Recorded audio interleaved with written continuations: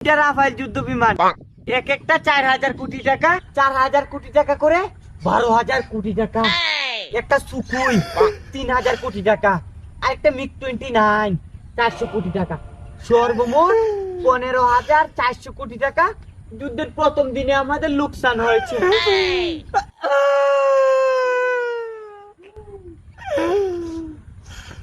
যুদ্ধে আমাদের 426টি সামরিক ড্রোন, রাশিয়ার তৈরি S-400 সহ সেনাবাহিনীর হেডকোয়ার্টার ধ্বংস হয়েছে। এগুলোর হিসাব আমি খাতাতে লিখতে পারি না।